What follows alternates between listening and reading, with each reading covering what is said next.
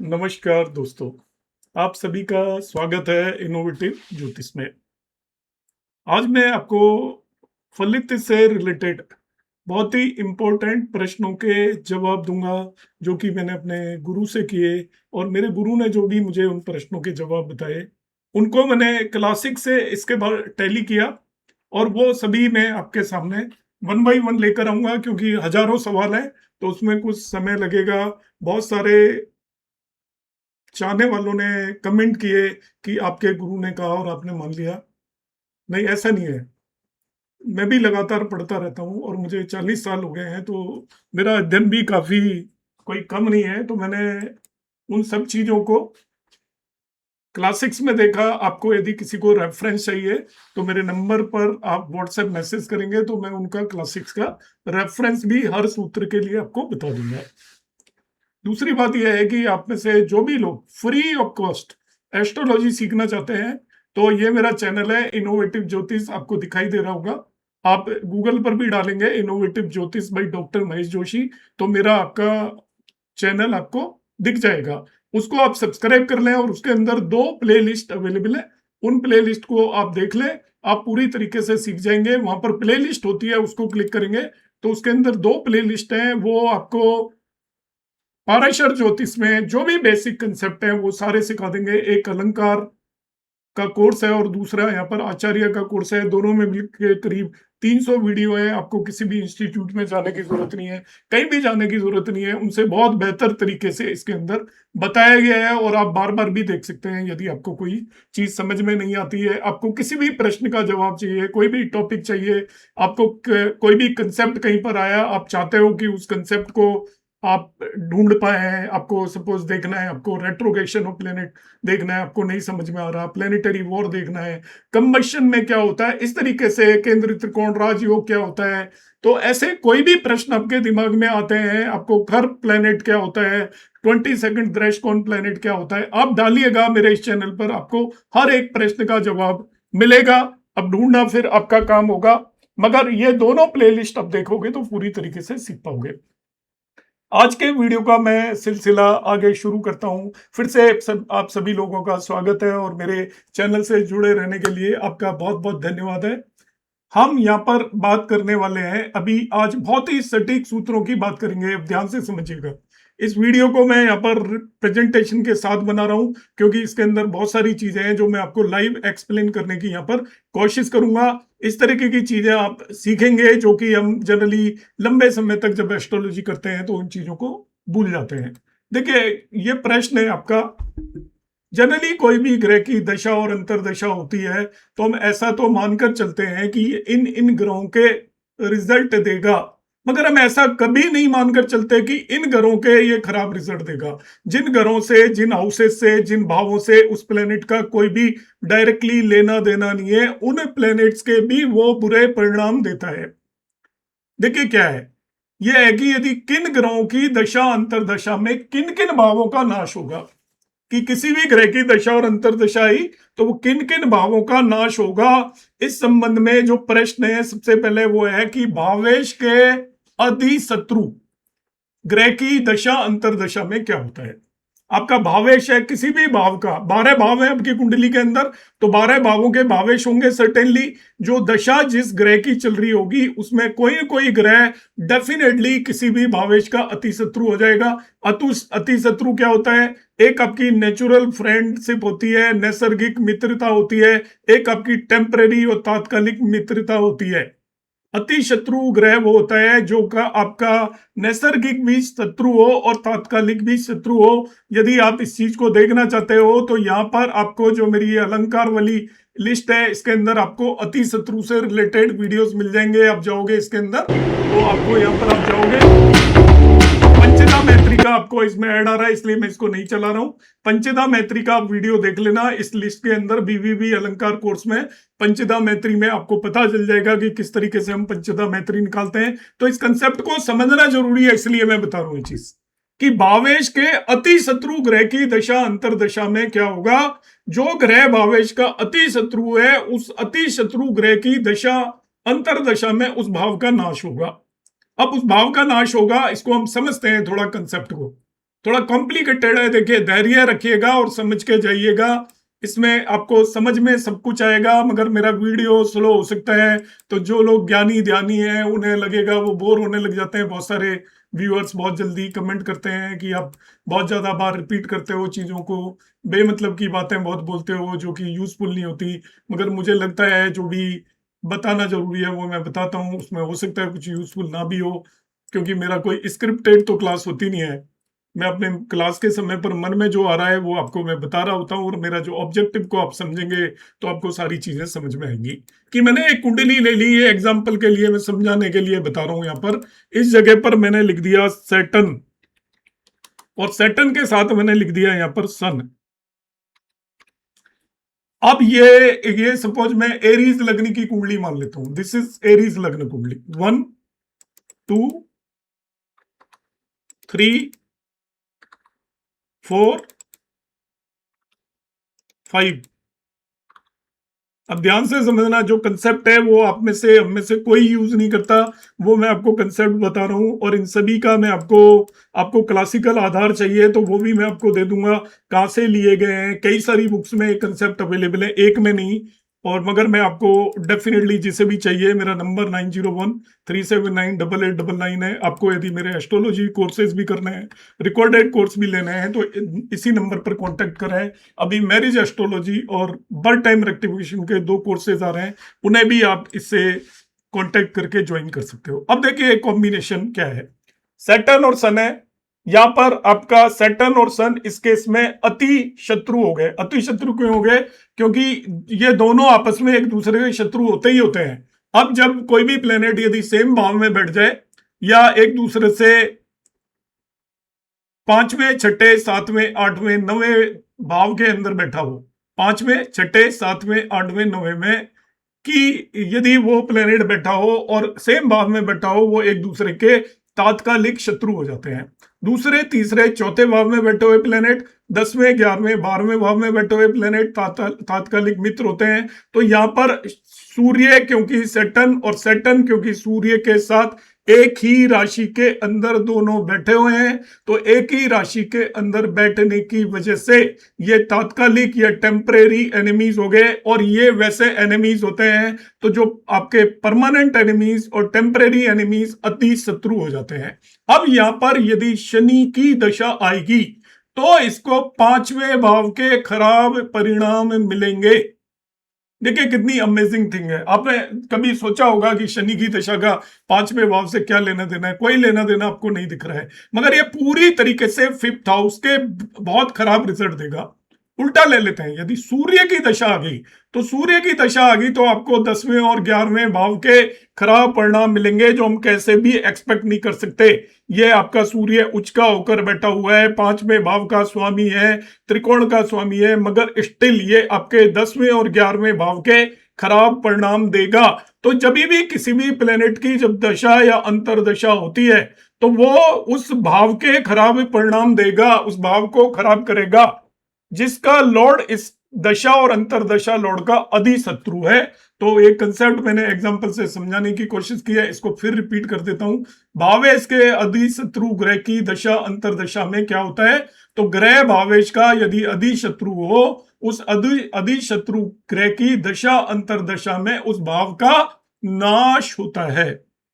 अगला एक बहुत ही इंपॉर्टेंट कंसेप्ट है जिसे भी हम यूटिलाइज नहीं करते हैं। मैं वही सूत्र यहां पर आपको बता रहा हूं जिनको कि हम अक्सर यूटिलाइज नहीं करते। मैं ऐसा क्लेम नहीं करता कि हमें पता नहीं है, आप लोगों को सब कुछ पता है, मगर इनको यूटिलाइज जनरली प्रेडिक्शन के समय पर मैं बहुत सारे बच्चों को पढ़ाता हूं, वो इन पर ध्यान नहीं देते।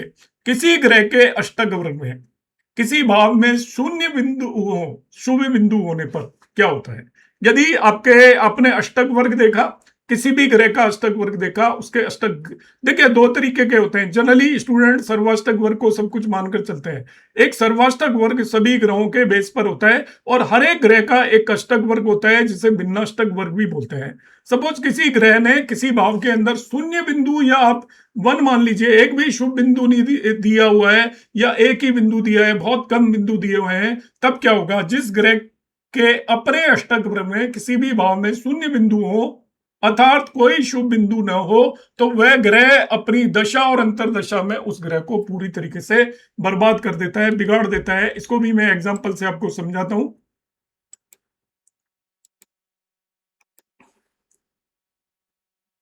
देखते हैं एग्जांपल से हम। थोड़ा सा ये चार्ट खुलने में समय लग जाएगा।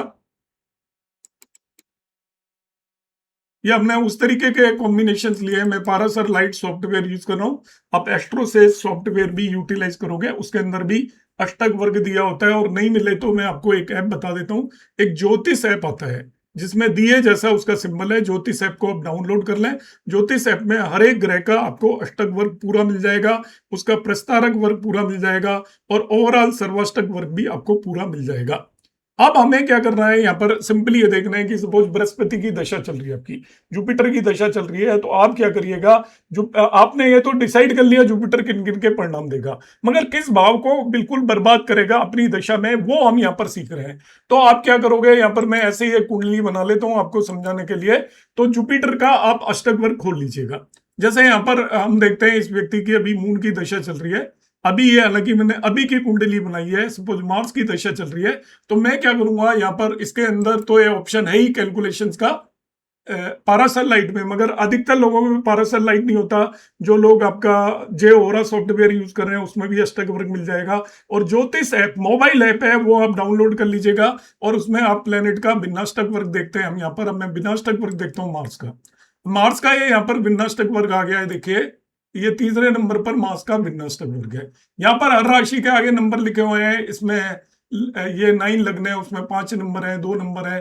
तो यहाँ पर शून्य कहीं भी किसी भी राशि के अंदर नंबर नहीं है। यदि किसी राशि के अंदर शून्य नंबर हो, बाई द वे जनरली होता नहीं है, मगर वन भी है यदि किसी राशि के अंदर, इसमें मार्स के भिन्नाष्टक वर्ग में ना ही शून्य है ना ही वन है, कहीं पर भी वन भी नहीं नजर आ रहा है। वन भी है तो आप ये मानकर चलिए कि उस प्लेनेट की दशा के अंदर उस पर्टिकुलर भाव को पूरी तरीके से पीड़ा मिलेगी और उस भाव का लॉस होगा, नुकसान होगा।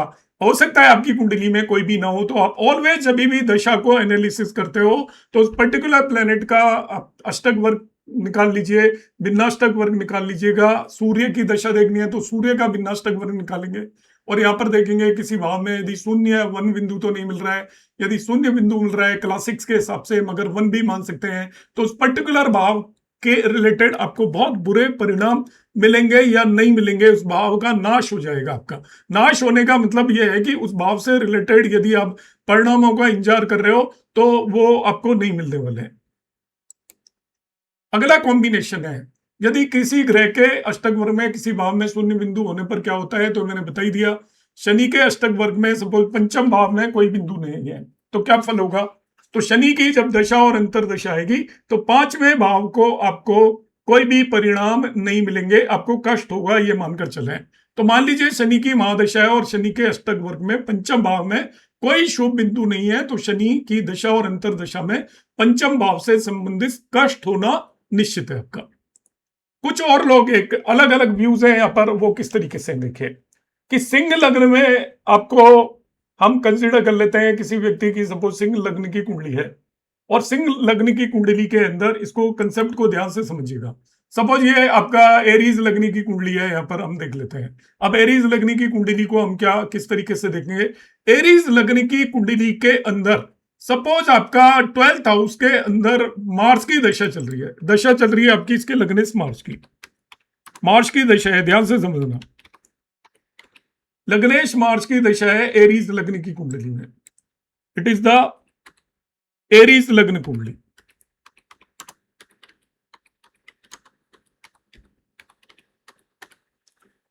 अब यदि आपको एरीज लग्न की कुंडली में लग्नेश मार्स की दशा आ गई, अब आपको यदि किसी भी पर्टिकुलर भाव के अंदर मार्स के ये अष्टक वर्ग में शून्य पॉइंट मिल रहे हैं आपको, 0 पॉइंट,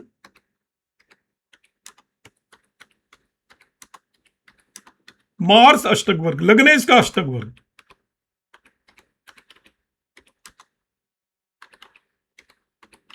किसी भी भाव में आपको 0 पॉइंट मिल रहे हैं मार्स के अष्टक वर्ग में। लग्नेश की बात कर रहा हूं। सपोज आपको 11वें भाव के अंदर मार्स 0 पॉइंट दे रहा है, तो आपको 11वें भाव से रिलेटेड शारीरिक कष्ट होना निश्चित है। सपोज वो पांचवें भाव में दे रहा है तो पांचवें भाव से रिलेटेड आपको शारीरिक कष्ट होगा, लग्न को नुकसान पहुंचाता है। जब भी लग्नेश की दशा चल रही है और लग्नेश के अष्टक वर्ग में जिस भी भाव के अंदर शून्य बिंदु है उस भाव से रिलेटेड आपको भारी बीमारी हो सकती है, बहुत बड़ी डिजीज हो सकती है। तो इस कंसेप्ट को समझें। जब भी लग्नेश की दशा चल रही है आप लग्नेश का अष्टक वर्ग चेक कर लीजिएगा। अष्टक वर्ग के अंदर यदि शून्य बिंदु है तो बहुत ज्यादा प्रॉब्लम आएगी। 1 है तभी भी प्रॉब्लम आपको आएगी, 2 है तभी भी प्रॉब्लम आएगी, ये ध्यान रखिएगा। 0, 1, 2 पॉइंट है तो उस भाव से रिलेटेड आप लग्नेश की दशा आएगी तो भाव से रिलेटेड आपको बीमारी सर्टेनली देगा।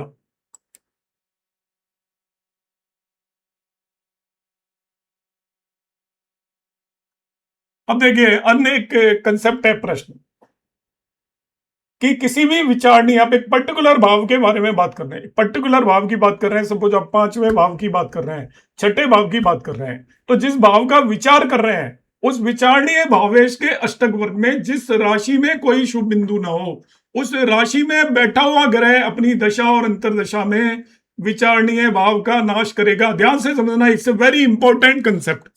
सपोज आप पांचवें भाव को देख रहे हो, पांचवें भाव को देख रहे हो, आपकी कुंडली के को फिफ्थ हाउस को देख रहे हो।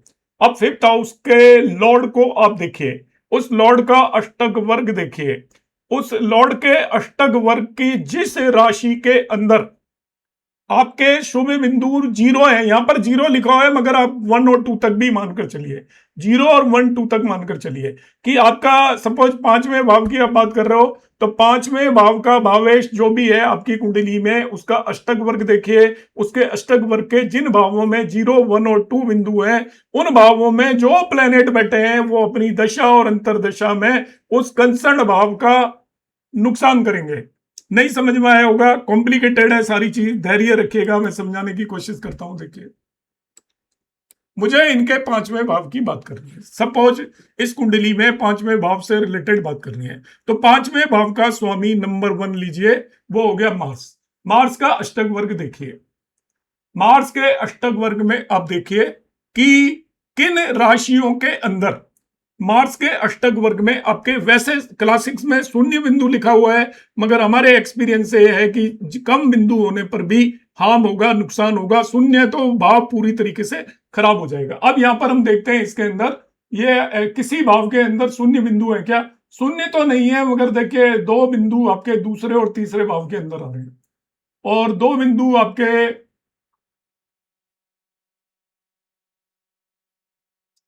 एक बिंदु ये 8वें भाव के अंदर भी आ रहा है, 2 बिंदु आपके 9वें भाव के अंदर है। तो यहां पर आप इसमें पर्टिकुलरली जिसके अंदर एक बिंदु आ रहा है उस पर्टिकुलर भाव को आप पिन पॉइंट कर लीजिए। 1 बिंदु जिस भाव के अंदर आ रहा है उसको हम पिन पॉइंट कर लेते हैं कि 8वें भाव के अंदर एक ही बिंदु आ रहा है। ठीक है, बाकी इनमें 2 भी आ रहे हैं, क्लासिक 0 लिखता है मगर जिसमें आपका जितना कम बिंदु होगा उस भाव का उतना ही नुकसान करेगा। पूरे कंसेप्ट को समझिए। 8वें भाव के अंदर 1 बिंदु आ रहा है। अब आप देखिए इस आठ जिसमें 1 बिंदु आ रहा है उस भाव में कौन कौन ग्रह बैठे हुए हैं, उन भावों में कौन कौन से ग्रह बैठे हुए हैं। वो ग्रह आपके उनकी दशा और अंतरदशा में आपको 5वें भाव के खराब परिणाम मिलेंगे। मैं फिर से रिपीट कर देता हूं, आपको 5वें भाव के परिणाम देखने हैं कि 5वें भाव के खराब परिणाम किस दशा और अंतरदशा में मिलेंगे। आप पहले से ही निर्धारित करना चाहते हो कि फिफ्थ भाव को कौन प्लेनेट बर्बाद करेगा, खराब करेगा, तो आप फिफ्थ लॉर्ड लीजिए, पंचमेश लीजिए, उसका अष्टक वर्ग देखिए। पंचमेश के अष्टक वर्ग के अंदर जिस भाव में शून्य बिंदु है, बाय द वे जनरली शून्य नहीं होते, आप 1 मान लीजिए, मैं बार बार इसको रिपीट कर रहा हूं, या कम बिंदु वर्ड बोल सकते हो, तो कम बिंदु है उस भाव को आप पिक कर लीजिए। उस भाव में जो भी ग्रह बैठा हुआ है, जैसे यहां पर 1 पॉइंट आ रहा है 8वें भाव में, उन भाव में जो भी ग्रह बैठा हो उन ग्रहों की दशा और अंतरदशा में आपको 5वें भाव, यहां पर 5वें भाव को देख रहे हैं तो 5वां भाव का नाश होगा, नुकसान होगा। तो देखिए सन और जुपिटर का कोई लेना देना नहीं 5वें भाव से, मगर सन और जुपिटर की दशा और अंतरदशा में आपको 5वें भाव से रिलेटेड सफरिंग होगी, आपको समझ में ही नहीं आएगा। अब जो लोग प्रेडिक्ट करते हैं कि ये हो गया, वो कुछ और लगाएंगे, इसके अंदर कंसेप्ट लगाएंगे, देख रहा है वो कंजक्ट हो रहा है एंड लाइक दैट, मगर यहां पर वो simply on the basis of अष्टक वर्ग हम ये प्रेडिक्शन देंगे। अगला कॉम्बिनेशन अब हम बात करने वाले हैं अलग चीजों की, एक दूसरे एरिया में चले जाते हैं। ये मैंने आपको 3 डेफिनेट फॉर्मूले बताए हैं जिसे आपको ध्यान रखना है। पहला मैंने आपको फॉर्मूला बताया था कि किस दशा और अंतरदशा के अंदर आपको परिणाम खराब मिलने वाले हैं। जब भी किसी भी भावेश के अधिशत्रु की दशा या अंतरदशा चल रही है तो उस भावेश के भावों के आपको खराब परिणाम मिलने वाले हैं। अष्टक वर्ग ले लेंगे, ग्रह के अष्टक वर्ग में जिस भाव के अंदर शुभ शून्य बिंदु है तो उसकी अपनी दशा और अंतरदशा में उस भाव से रिलेटेड खराब परिणाम आपको मिलने वाले हैं। ये नेक्स्ट नियम है। फिर यदि लग्नेश की दशा चल रही है तो लग्नेश के अष्टक वर्ग में जिस भाव के अंदर आपको शून्य बिंदु मिल रहे हैं उससे रिलेटेड आपको गंभीर बीमारी हो सकती है। इसी तरीके से हम लेंगे अगला कि किस भाव का नाश होने वाला है किस पर्टिकुलर दशा में। तो जिस भी भाव को देखना है, आप देखिए उस भावेश के अष्टक वर्ग के अंदर जिन भावों के अंदर शून्य बिंदु है वहां पर जो भी प्लेनेट बैठे होंगे उनकी दशा और अंतरदशा में उस भाव की हानि होगी। इस कॉम्बिनेशन को थोड़ा कॉम्प्लिकेटेड था, मैंने आपको समझाया। अगले नियम ये देखिए, बड़ा इंपॉर्टेंट बात है। आपने डिग्री वगैरह का यूटिलाइजेशन देखा होगा, षडबल का यूटिलाइजेशन देखा होगा, भाव मध्य का कंसेप्ट सुना होगा। अब मैं आपको भाव मध्य और षडबल का यूटिलाइजेशन का क्लासिकल कंसेप्ट बता रहा हूं जो मेरे गुरुजी ने मुझे सिखाया और वो मैं आपको प्रश्नों की फॉर्म में यहाँ पर प्रेजेंट कर रहा हूं। तो देखिए, क्या उच्च राशि मित्र के क्षेत्र अथवा पूर्ण षडबल से संपन्न ग्रह हमेशा फल देने में समर्थ होता है? नेचुरल सा क्वेश्चन है। पीड़ित नहीं है तभी भी, देखो पीड़ित होता है तो अलग दिक्कत हो जाती है, पीड़ित नहीं है तभी भी देखिए क्या है। क्या उच्च राशि में बैठा हुआ है, सपोज आप एक्सोल्टेड देखकर खुश हो जाते हो, मित्र के क्षेत्र में बैठा हुआ देखकर खुश हो जाते हैं, स्व राशि में हो जाते हैं और उसका षडबल भी पूरा है, क्या वो हमेशा फल देने में समर्थ होता है? तो मैं एक रेजिडेंशियल स्ट्रेंथ और आवासीय बल की बात करता हूं, तो उससे रिलेटेड ये सूत्र है। चाहे कोई ग्रह अपनी उच्च राशि में हो, मित्र के क्षेत्र में हो अथवा पूर्ण षडबल से संपन्न हो, किंतु यदि वह ग्रह भाव संधि में हो तो वो ग्रह फल देने में असमर्थ हो जाता है, वो फल नहीं दे पाता। देखिए क्या है नियम का मतलब, भाव संधि क्या होती है? आपको बगैर किसी कैलकुलेशन के भाव संधि देखनी है तो असेंडेंट की डिग्री देख लीजिएगा। असेंडेंट की जो डिग्री होती है वो भाव मध्य होता है और भाव मध्य में आप अराउंड 15 डिग्री ऐड कर लीजिएगा, वो भाव संधि होती है करीब करीब, आप ये मानकर चल सकते हो। तो यहाँ पर असेंडेंट की डिग्री 8 डिग्री 50 मिनट है। अब यहाँ पर अब 8 डिग्री 50 मिनट जाओगे, यदि ये मून पर चले जाओगे तो ये करीब करीब इससे देखिए 14 डिग्री आगे है। आप यहाँ पर सपोज मून 14 डिग्री आगे हो गया। और कोई प्लेनेट है क्या? ये मरकरी है, ये भी देखिए काफी ज्यादा आगे हो गया, 15-16 डिग्री आगे हो गया। अब ये जो भाव मध्य है उससे काफी ज्यादा दूर हो गए प्लेनेट। इनका भाव मध्य जो आएगा कुंडली के अंदर 8.5 डिग्री आएगा और ये करीब करीब भाव संधि के क्लोज होंगे ये प्लेनेट। इसमें 15 डिग्री ऐड कर लीजिएगा, ये भी भाव संधि के क्लोज होगा। तो इस कुंडली में मून भी भाव संधि के क्लोज है, मार्स भी भाव संधि के क्लोज है, मरकरी भी भाव संधि के क्लोज है, मगर ये प्लेनेट आपके भाव मध्य के क्लोज है। वीनस भी भाव संधि के क्लोज है, राहु भाव मध्य के क्लोज है आपका, मतलब 8 डिग्री के आसपास।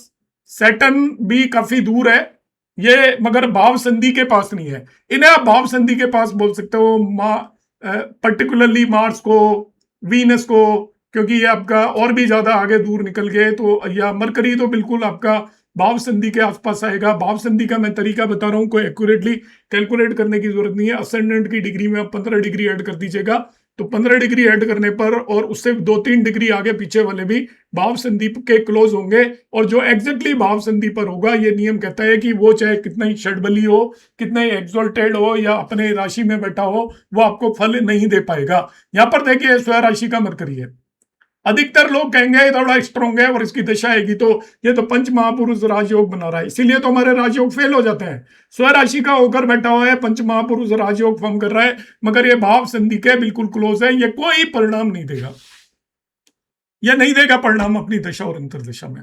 सूर्य और जुपिटर दे पाएंगे, राहु भी दे पाएगा, क्योंकि ये आपके भाव मध्य के क्लोज है।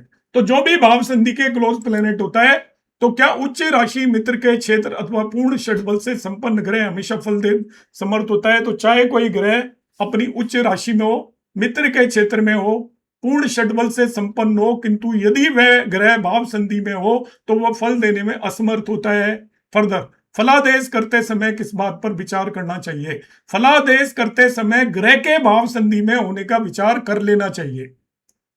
अब फिर क्वेश्चन आया भाव मध्य में स्थित ग्रह किस प्रकार के फल देता है? वो पूर्ण फल देगा कंप्लीटली, जो बिल्कुल भाव मध्य के पास है, असेंडेंट या लग्न की कुंडली के बिल्कुल पास बैठा हुआ है, वो पूरे फल देगा, ये ध्यान रखिएगा। भाव संधि में स्थित ग्रह किस प्रकार के फल देता है? मैंने बता दिया, देगा नहीं, शून्य फल देगा। जो ग्रह भाव संधि में होते हैं वो शून्य फल देते हैं, अर्थात कुछ फल नहीं दे पाते। भाव मध्य और भाव संधि के बीच स्थित ग्रह का फल किस प्रकार निर्धारित करेंगे? क्योंकि ग्रह एग्जैक्टली भाव मध्य और भाव संधि पे तो होंगे नहीं, इनमें से एक भी भाव मध्य में नहीं है, एग्जैक्टली भाव संधि पर भी कोई भी नहीं होगा, मगर भाव संधि के क्लोज होंगे। तो बीच में जो फल होंगे वो कितना भाव मध्य के नजदीक है, उस हिसाब से आपके उतने अधिक फल दे पाएंगे। यहां पर यदि मैं देखूं तो इसके सबसे क्लोज यदि आप देखोगे तो राहु आएगा 3 डिग्री के आसपास, और इसके बाद देखूंगा तो मैं जुपिटर आएगा, तो ये सबसे काफी ज्यादा फल देने की स्थिति में होंगे। जो भाव मध्य के क्लोज होगा वो आपको अधिक फल दे पाएगा। जैसे जैसे दूर होता चला जाएगा, 8 डिग्री 50 मिनट से इसका डिफरेंस जैसे जैसे बढ़ता जाएगा, फलों में कमी आती जाएगी। इस तरीके से आप इसको समझेंगे।